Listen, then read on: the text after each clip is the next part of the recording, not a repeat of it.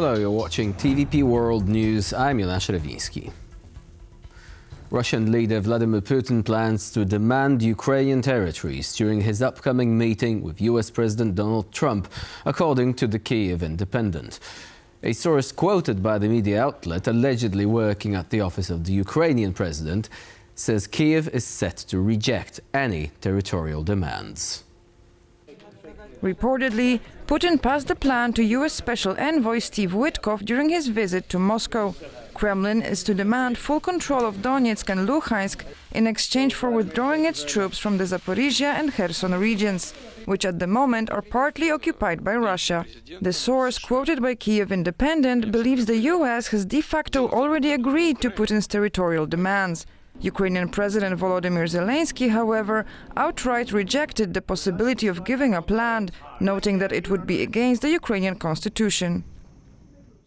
On Sunday evening, Ukrainian President Volodymyr Zelenskyy reiterated his calls for more sanctions and pressure on Russia to bring an end to the war in Ukraine. If Russia does not want to stop the war, then its economy must be stopped, Zelenskyy said. We clearly understand the threats. All our partners understand the threats just as clearly. Everyone sees that there has been no real step from Russia toward peace, no action on the ground, nor in the air that could save lives. That is why sanctions are needed, pressure is needed, strength is needed. That strength first and foremost of the United States, the strength of Europe, the strength of all nations in the world that want peace and stability in international relations. If Russia does not want to stop the war, then its economy must be stopped.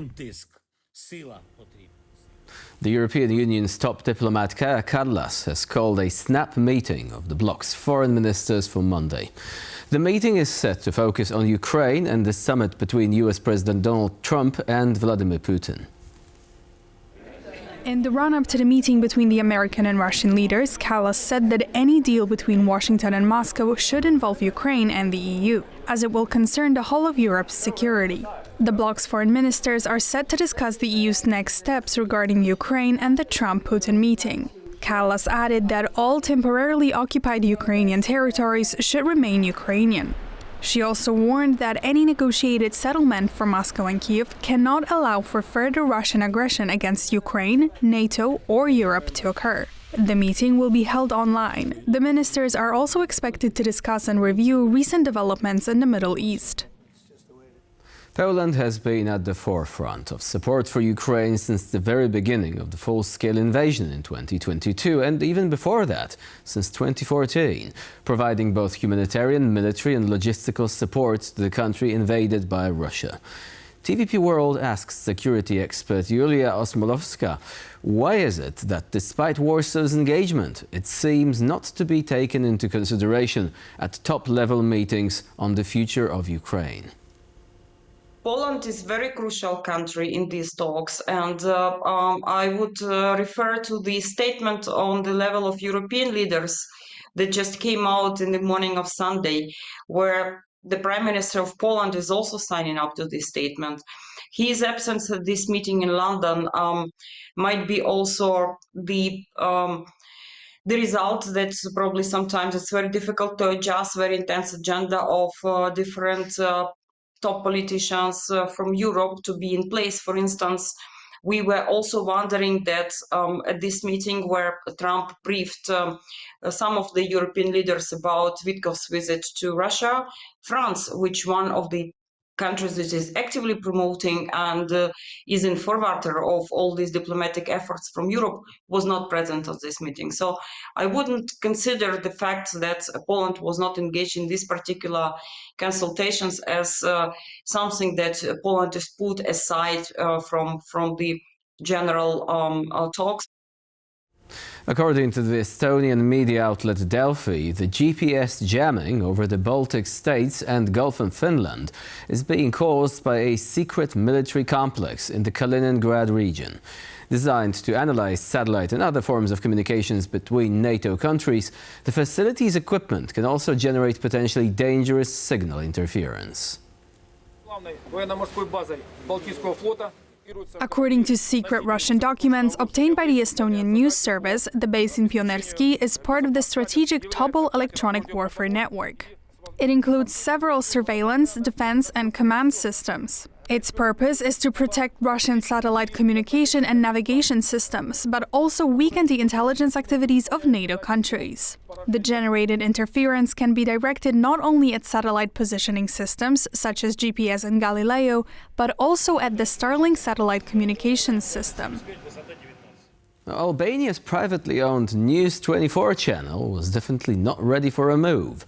The premises of the broadcaster were surrounded by police, and the signal was cut off along with power to the building.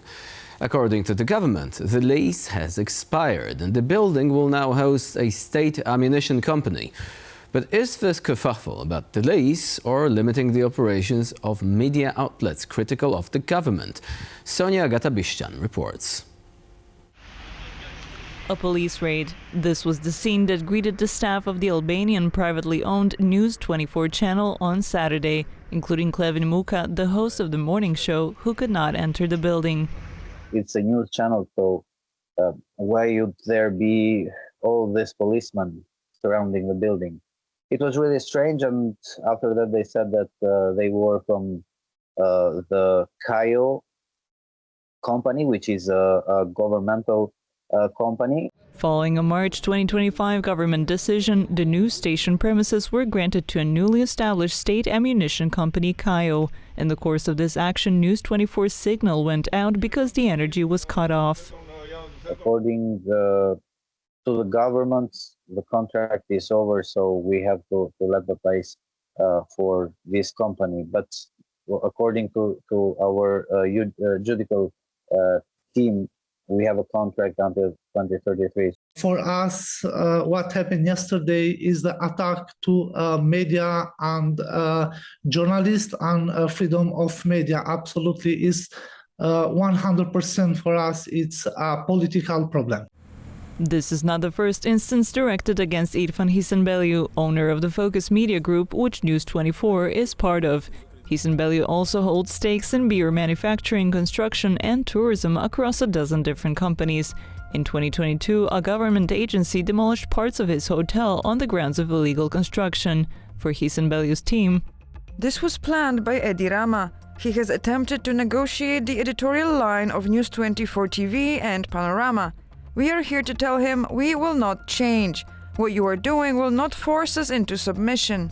On the other hand, the 2021 U.S. State Department report on Albania found that business owners use their media outlets to promote their interests and influence government action toward their other businesses.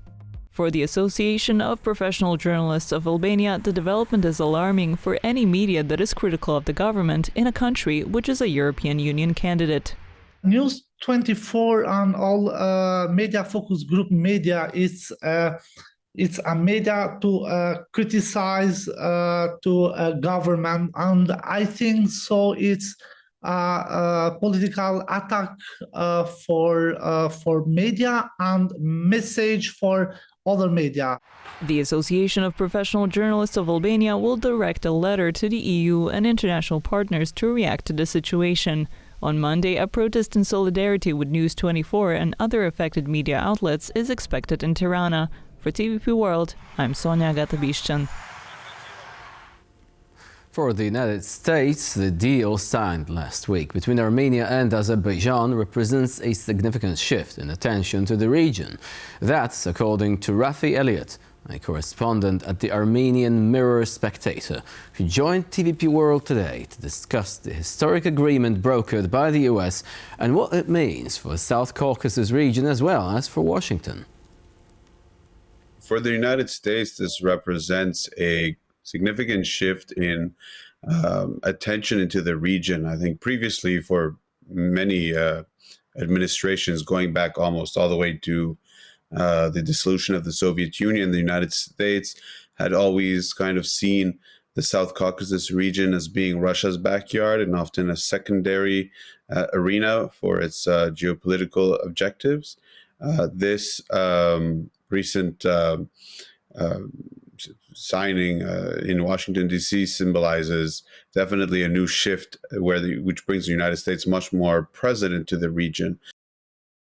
According to independent Armenian journalist Robert Anayan, adequate signals are coming from Iran regarding the Armenia-Azerbaijan peace and transit agreement brokered by the United States. These reports follow in the wake of earlier unfriendly comments from Tehran regarding the deal. In a post on X, Anayan said that Iran believes the Trump route does not block its road to the north, and Europe but is rather concerned that American and Armenian companies will build the road. Anayan based his statements on the Iranian president's recent comment that the demands of the Islamic Republic have been taken into account when it comes to the issue of this particular route. The journalists also recalled the Iranian foreign minister's words, who welcomed the deal and said that Iran is in constant consultation with both Armenia and Azerbaijan. Anayan went on to explain that these rather positive signals come after extremely aggressive statements from Iran about the deal between Armenia and Azerbaijan in recent days. Iran's deputy parliamentary speaker has called the Zangezur corridor a key element of the recent peace treaty, which connects Azerbaijan to its territory of Nakhchivan, a corridor of war.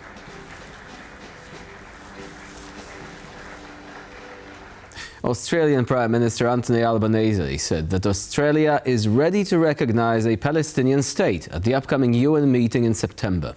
The declaration follows similar statements from several European countries, including Portugal, France, Ireland and Malta.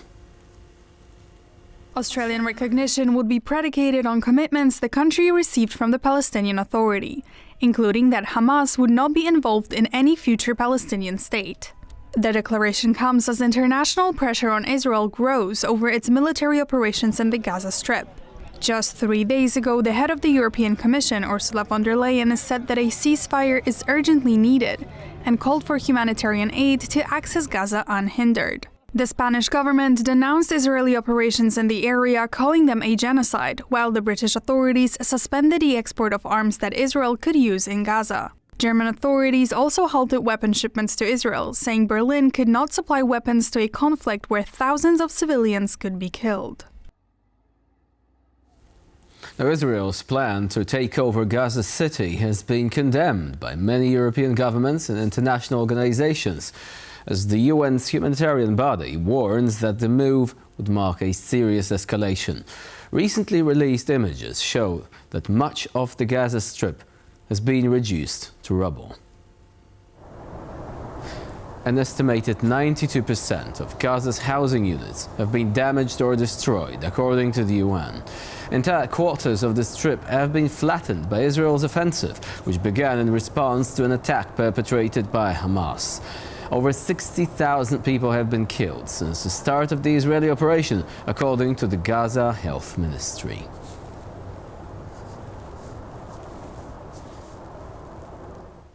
Over 1,400 people have been evacuated in northwestern Spain due to ongoing forest fires. Around half of those forced to leave come from villages near the UNESCO World Heritage Site of Las Medulas. Around 60 soldiers from the Spanish military's emergency unit and 20 emergency vehicles have been sent to the area to support the ongoing firefighting operation. Meanwhile, the head of the regional government of Castile and Leon expressed his belief the fires were caused by arson. Spain is currently suffering from a heat wave with temperatures of around 40 degrees Celsius, which favors fire outbreaks. According to the Spanish Fire Department, these high temperatures, low humidity, and strong winds make it difficult to extinguish the blaze. The local weather service says the high temperatures are expected to last at least until Thursday. The annual World's Ugliest Dog contest crowns its 2025 champion at the Sonoma County Fair in Santa Rosa, California. The event, which has been held for more than 50 years, aims to promote the adoption of dogs and remind people that pedigree does not define the pet. This year's winner is Petunia, a 2-year-old hairless English-French bulldog mix. Petunia was rescued from a backyard breeder and has since found a loving home in Eugene, Oregon. As the 2025 champion, Petunia will now grace limited edition cans of mug root beer, a sponsor of the contest, make an appearance on NBC's Today Show on Monday, and has won the grand prize of $5,000. And who knows, this could just be the beginning. Peggy, 2023 UK's Ugliest Dog Contest winner, ended up starring in the Deadpool and Wolverine movie. Hollywood may just come calling. Come on, girl! She's coming with us! No, she's not. And that's all for now. Thank you for watching, and please stay with us here on TVP World.